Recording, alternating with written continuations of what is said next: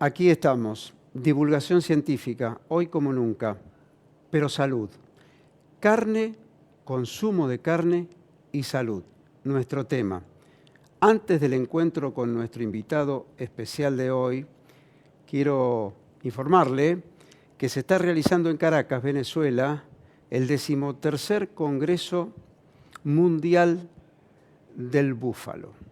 Allí tenemos a una destacadísima argentina, investigadora ella, docente y conocedora a fondo de la actividad, la doctora Gladys Rebac.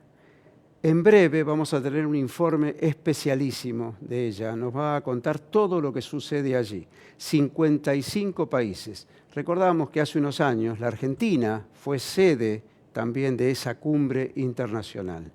Pero ella nos va a dar precisiones porque el búfalo se viene y con todo y tiene vínculo directo con la alimentación. De eso vamos a hablar hoy también aquí, pero sobre todo con la leche, a tenerlo en cuenta.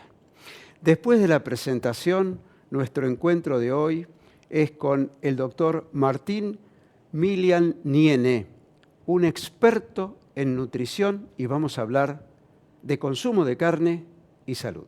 Recibir al doctor Martín Milian-Niene. ¿Cómo estás, Martín? Bienvenido. Bueno, muchas gracias, Antonio, por la invitación.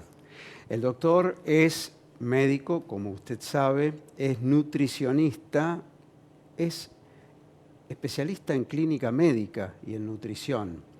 Es jefe de la Unidad de Internación Clínica Médica del Hospital Pirovano, de la capital federal, y expresidente de la Sociedad Argentina de Obesidad y Trastornos Alimentarios.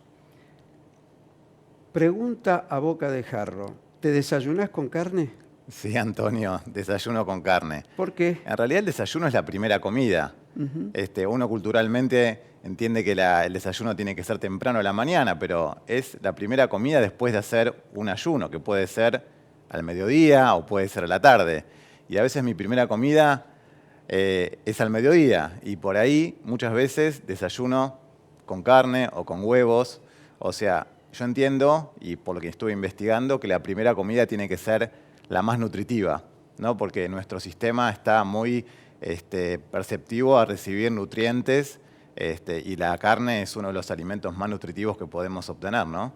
Así que sí, muchas veces mi primera comida, el desayuno, culturalmente llamado desayuno, no es con tostadas, como clásicamente el argentino, o media luna, sino es con algún producto de origen animal.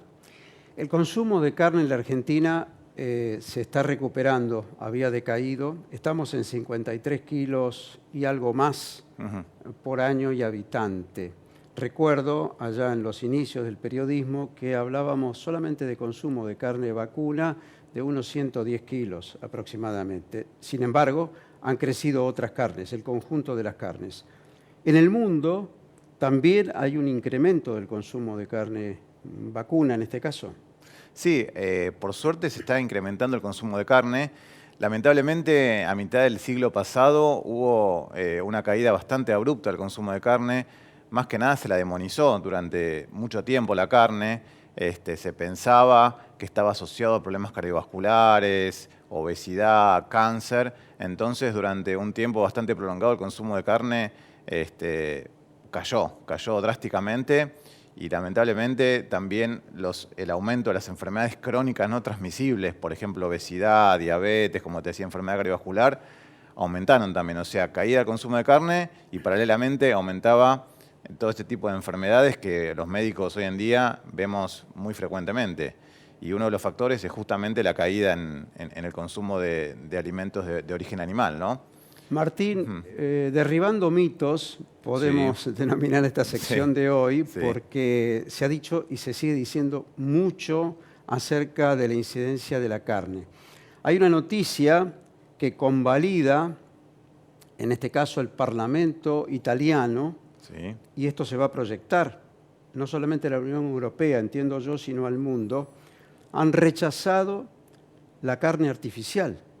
Sí, bueno, los detractores de la carne no solamente dicen que la carne trae problemas nutricionales, sino que también hay un problema con la ecología, que el consumo de carne puede generar aumentar la huella de carbono, la huella hídrica.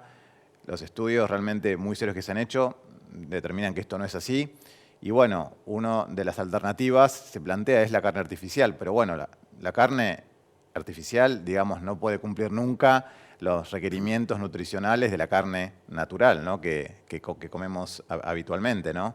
La carne no es la suma de sus partes, sino hay que verla como una visión más global, ¿no? La matriz donde están estos nutrientes en la carne es realmente importante. No es solamente un conjunto de nutrientes aisladamente, sino que hay que ver el conjunto en general, ¿no?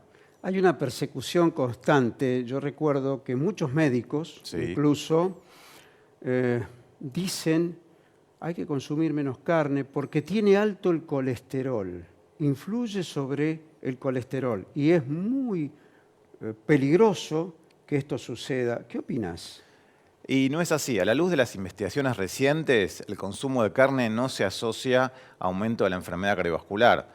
El colesterol que tenemos en la sangre tampoco influye, está muy influenciado por el colesterol que uno come en la dieta. Así que colesterol en los alimentos no es sinónimo de colesterol en la sangre.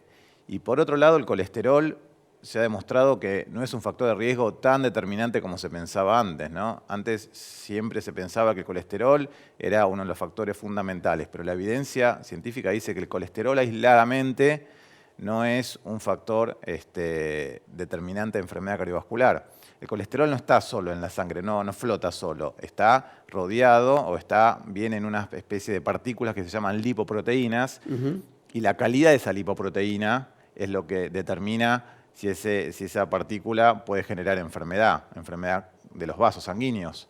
Y la calidad de esa partícula no depende de la cantidad de colesterol que tiene, sino de otros factores, de inflamación, del estrés oxidativo. Y el consumo de carne, por ejemplo, mejora la calidad de esa partícula, ¿sí? Se ha conocido una información que no está ratificada o no se la quiere dar oficialmente hasta ahora, Sí. que en los últimos años, sobre todo en la última década, Sí. ha crecido el problema de las enfermedades neurológicas en los niños. Se aduce, en este caso, como argumento, como fundamento, que las mamás veganas de alguna manera han transmitido este problema a los niños. ¿Esto es así o también se trata de una fake news? No, es así. La nutrición durante el embarazo y durante la lactancia de la madre es muy importante porque los nutrientes de la madre le pasan al bebé, y si la madre no está bien nutrida y tiene déficits nutricionales, por ejemplo, como hablábamos antes, la vitamina B12 o el hierro, el niño también a la larga va a tener dificultades, y especialmente algunos nutrientes que tiene la carne y que no están en ningún otro alimento, especialmente en ningún otro alimento de origen de las plantas, digamos, el bebé puede tener problemas neurológicos porque estos nutrientes son importantísimos en el desarrollo neurológico del niño, ¿no? Por ejemplo, la vitamina B12, como te decía, el hierro, el zinc, el selenio, otros micronutrientes que solamente lo vamos a encontrar en las carnes en esta alta densidad, y aparte están muy biodisponibles porque comer carne hace que estos nutrientes se puedan absorber y se puedan incorporar a nuestras células mucho más fácilmente que los que vienen de origen no animal, digamos, ¿no? De las plantas.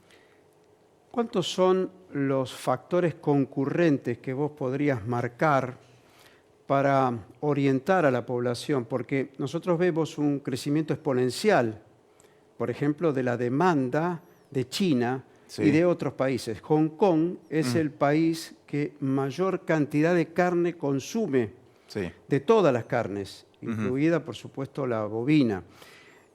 ¿Por qué hay una reticencia en los países más desarrollados a incorporar en la dieta la proteína roja? Bueno, yo creo que hay factores culturales, o sea, lamentablemente en los últimos tiempos se ha demonizado mucho la carne, ¿no? Se dice que la carne, como te decía antes, está asociada con diferentes enfermedades, que realmente la evidencia científica no es así. Después también hay un tema ecológico que se piensa que el consumo de carne sobre el consumo de plantas va a contaminar más el ambiente, lo que hablamos de la huella hídrica, huella de carbono, y también cuestiones éticas, ¿no? Mucha gente deja de comer carne pensando que es un atentado contra los animales o matar animales tiene alguna connotación ética o moral. Pero nutricionalmente comer carne, digamos, es una de las mejores opciones que puede tener la humanidad. Y creo que los países, como dijiste, China, se están dando cuenta que es un alimento altamente nutritivo, la carne. Así que por eso creo que los chinos están descubriendo la carne como un alimento de primer nivel. Desde el fondo de la historia, esto Sí. lo charlábamos con distintos especialistas, Sí. el hombre cazador natural Sí, se proveía de la carne, la consumía y seguía su rumbo.